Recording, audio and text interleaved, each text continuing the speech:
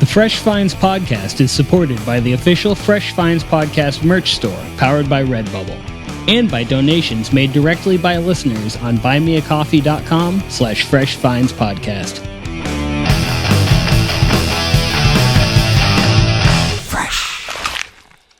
Hello, and welcome back to Season 3 of the Fresh Finds Podcast, the show about discovering new music with good people. I'm Ryan, and joining me this episode are Evan and Alex from the Detroit-based punk band Kill Mitchell. How are you guys doing today? Doing great. Pretty good, man. Thanks for having us on. Yeah, of course. You might notice that we're in a bit of a different location. That's because we're all Detroit-based guys, so we can actually do this in person. I think this is the very first in-person episode that we've done with video, so that's pretty exciting. Do you guys want to introduce yourselves and just talk about the band a little bit to get us started? Yeah, sure. All right. I guess I can go first. Sure. You were here first. So my name's Evan. I play guitar and attempt to sing in a band called Kill Mitchell. Yeah. I'm originally from Kalamazoo, which is on the west side of Michigan, for those non-Michiganders who may be listening to this pod. And I don't know, what else should I say about myself? I mean, we could get into other stuff later. Yeah. Okay, cool. Yeah. Yeah, we're gonna pick apart every aspect of our psyches today. Man. All right, that's good. You guys actually didn't know you signed up for therapy. Oh, that's fucking. I did, God. but that's usually on Monday mornings. Yeah. Yeah. I'm gonna have to call my insurance agent after this, but we'll get through it. I'll be okay. I'm Alex Webb. I play bass and sing in Kill Mitchell. Fuck yeah. I live in Detroit. I've lived in Detroit for like 17, 18 years. Born in Royal Oak, Michigan. It's just north of Detroit. I like punk rock a lot.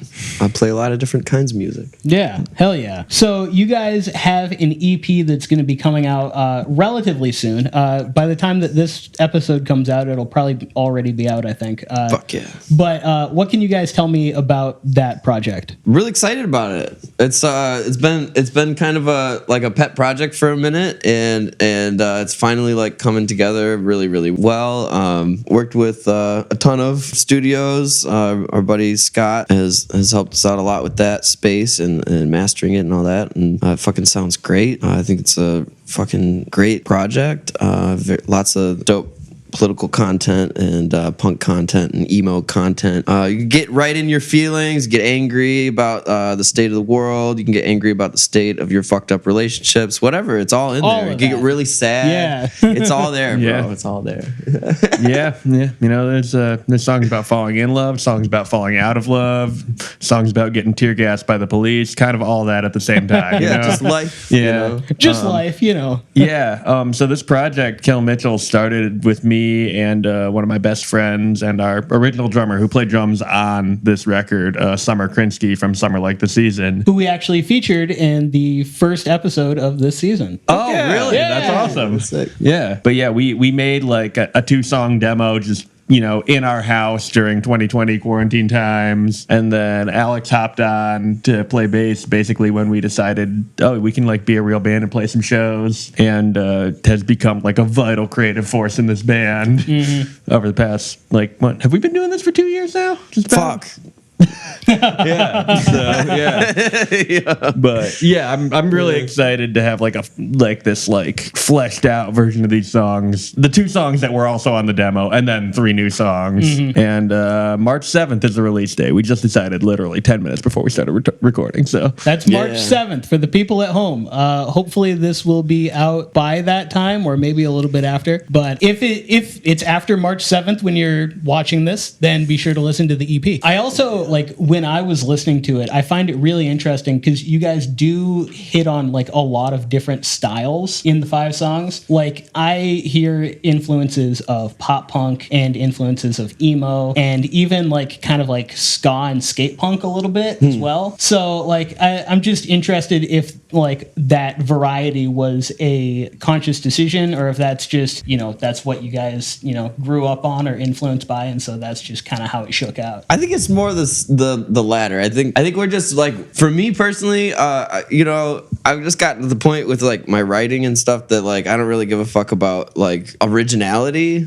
You know what I mean? Like I just want to make stuff that feels good, that sounds familiar, that gets people fucking going, and I know what I like, and I like to write like that. So I think for me it's been like a lot of just like these are my influences. I love early aughts emo. I love skate punk, like 90s thrash, and so all of that is just kind of coming out, I think, in the music. And I can't speak for Evan's songs that he's written, but I think it feels like similar. We're just like reaching into the grab bag of our favorite genres and not like being too intellectual about how we mix it up, I guess. Yeah, absolutely. I think it's like not I don't like to like try to like make a band to a formula. I think I've spent a lot of time listening to punk music and not playing it. I was in like a progressive metal band for like 10 years but I've always written like that within whatever genre I'm in. I'm like constantly mixing and matching at subgenres. Like my old band Arson Party, we would have like a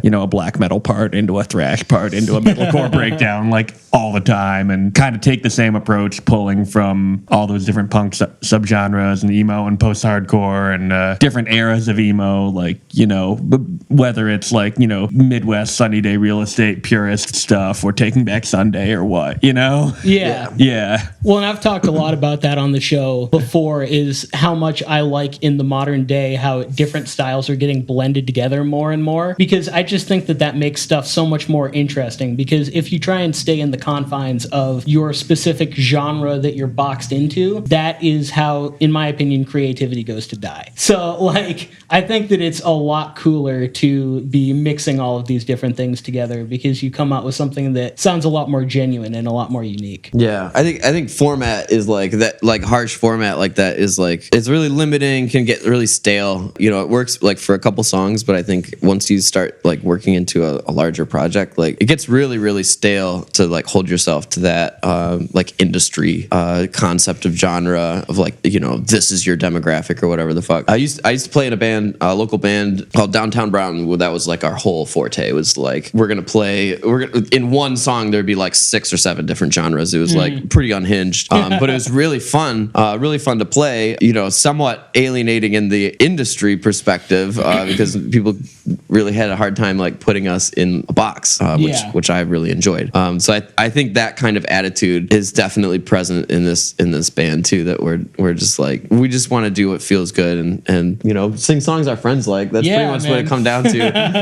That's like we've kind of made a little tradition of having a fun like top 40s pop punk or emo song as a cover in like somewhere in our set. So there's always something that like our friends can come out and fucking like throw down to and know all the words. And that's like really fun, and we're not afraid of the cringe. We're not afraid of being corny as fuck and just playing stuff that feels good, I guess. I think that like, I mean, you just got to get the people moving at the end of the day. That's what this is all about, especially when you're playing live. Yeah, that's it. Yeah, like I have no interest in like trying to be really pretentious and be like, oh, I'm making this like deep, pure artistic statement. Like let's just get in a room and jump up and down together and have fun, guys. Yeah, it's the end of the world. Like, who gives a fuck? So, is there anything else that you guys want to say about this project before we move on to the next part of the episode? We could plug our shows coming up. Hell yeah, absolutely. Yeah, we've got a house show in Detroit on March 11th, actually at the same house we are currently recording this podcast in. And that's with Anti-Ghost, Something Missing, and Premium Rat, all of whom I'm really excited to play with. And then we're playing the Pleasant Underground Presents 420 Fest on 420 at the Lager House, formerly known as PJ's, with a bunch of awesome bands, too many to list right now. Yeah, it's going to be sick. Should be a good show. Yeah. All right, cool. So let's get into this then. My first song that I have, they're a band that I found on TikTok, which it's really interesting, and I've talked about this a little bit before, so I'll try and keep it brief. But like, I was originally very against TikTok when it first came out, but it actually is like one of the best social media platforms in terms of like community that I've found. I feel like there is like a lot of people who are just really into gassing up their friends, and I think that that's really cool. So this is again, this might sound a little bit weird, but I would call them like progressive pop rock from Nashville, Tennessee, and this song is called Speed by Lines in the Sky.